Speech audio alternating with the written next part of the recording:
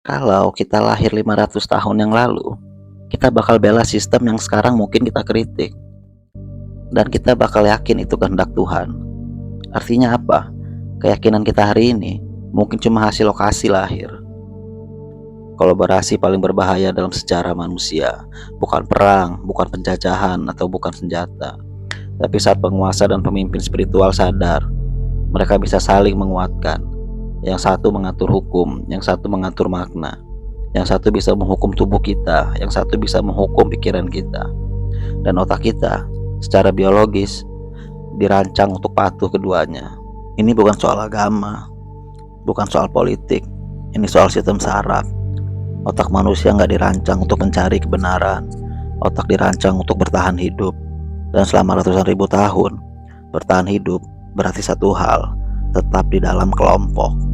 Dibuang dari kelompok artinya mati. Karena itu, otak sosial kita jauh lebih kuat daripada otak logika kita. Ketika figur otoritas bicara, entah itu raja, pemimpin, atau tokoh spiritual, otak kita otomatis mengaktifkan sistem kepatuhan. Bukan karena kita bodoh, tapi karena nenek moyang yang terlalu membangkang tidak bertahan lama. Ada hal lain, otak kita membenci ketidakpastian. Kaos menguras energi, makna menghemat energi. Kalau seseorang memberi narasi yang rapi tentang benar dan salah, tentang suci dan tidak suci, otak merasa aman. Dan ketika sesuatu diberi label sakral, bagian kritik melemah, bagian kepatuhan menguat. Bukan karena sihir, tapi karena sistem saraf kita mengasosiasikan kesucian dengan stabilitas kelompok. Jadi, ketika penguasa dan pemimpin spiritual bekerja sama, mereka tidak melawan biologi manusia, mereka memakainya. Sekarang kita mundur ribuan tahun ke Mesir kuno. Di sana, raja bukan cuma pemimpin, dia dianggap dewa hidup. Kalau raja memerintah, itu bukan keputusan politik, itu kehendak ilahi. Artinya apa? Melawan raja sama dengan melawan Tuhan. Dan otak manusia sangat jarang berani melawan sesuatu yang dianggap sakral. Kita pindah ke Tiongkok, muncul konsep mandate of heaven. Langit memberi izin seorang kaisar berkuasa. Kalau terjadi bencana, itu tanda langit marah. Perhatikan polanya. Kekuasaan tidak lagi sekedar soal militer. Kekuasaan dibungkus legitimasi kosmik. Sekarang logikanya, kalau kita cuma manusia biasa, kita bisa dilawan.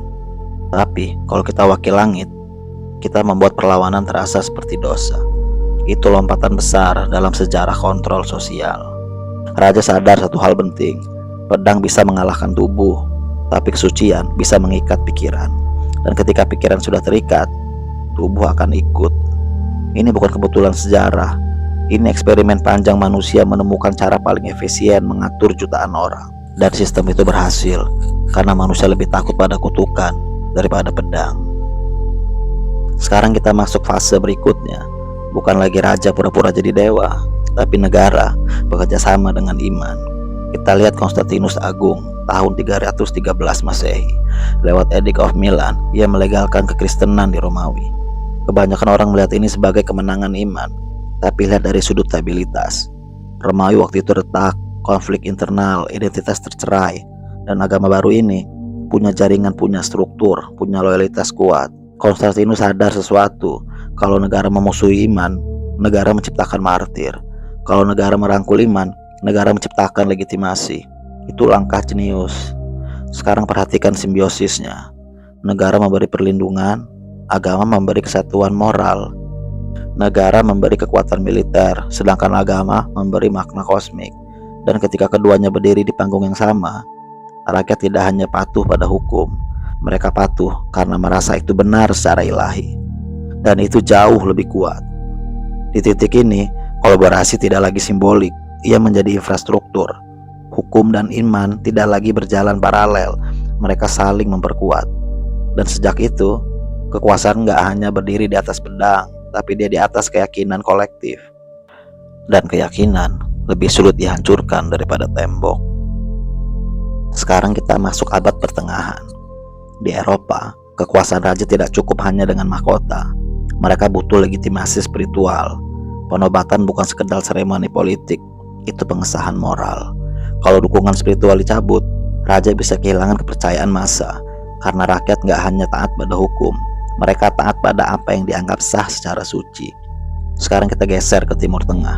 Di masa kekhalifahan seperti Umayyah dan Abbasiyah, kepemimpinan bukan hanya administratif, ia juga simbol religius.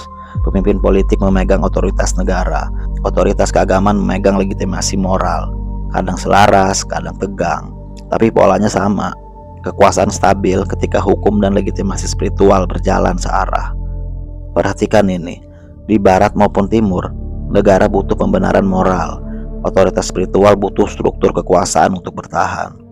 Simbiosis, bukan kebetulan geografis. Dan di titik ini, kontrol tidak lagi soal takut mati, tapi takut dianggap menyimpang, takut kehilangan status moral. Dan bagi otak sosial manusia, itu sama mengerikannya. Sekarang berhenti lihat ini sebagai sejarah, lihat ini sebagai pola. Di Mesir kuno, di Romawi, di Eropa abad pertengahan, di wilayah kekhalifahan Timur Tengah, polanya sama.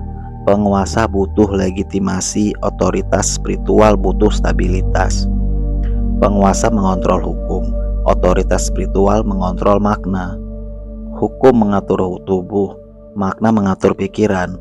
Sekarang logikanya sederhana. Kalau kita cuma mengontrol tubuh manusia, mereka akan patuh saat diawasi.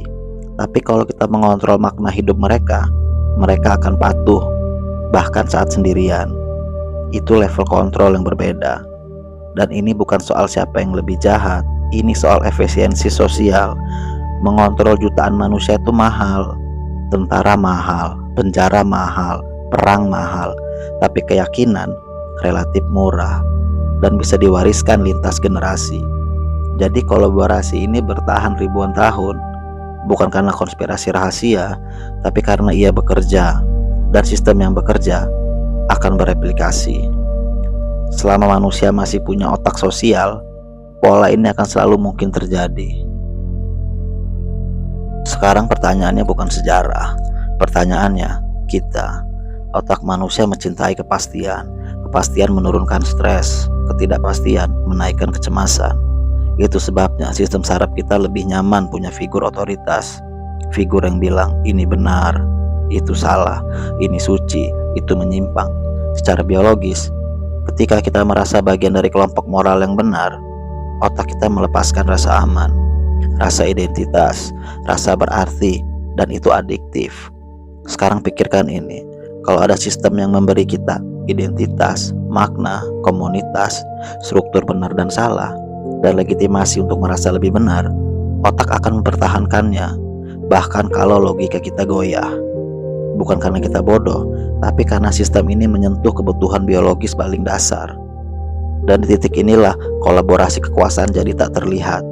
Karena kita tidak merasa diperintah, kita merasa sedang membela kebenaran.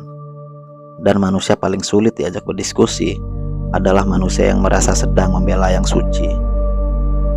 Jadi ini bukan cerita tentang agama, bukan cerita tentang negara. Ini cerita tentang desain otak manusia. Cara paling murah mengendalikan jutaan orang, bukan dengan rantai, bukan dengan senjata, tapi dengan membuat mereka percaya bahwa ketaatan adalah kebajikan tertinggi. Kalau kita mengontrol tubuh seseorang, itu butuh pengawasan. Kalau kita mengontrol pikirannya, kita butuh narasi. Dan kalau kita mengontrol maknanya, kita bahkan gak perlu hadir. Mereka akan menjaga sistem itu untuk kita. Kolaborasi paling efisien dalam sejarah manusia adalah ketika kekuasaan dan kesucian berdiri di panggung yang sama. Sekarang pertanyaan terakhir, apakah kita kebal dari pola itu, atau kita hanya lahir di versi yang berbeda?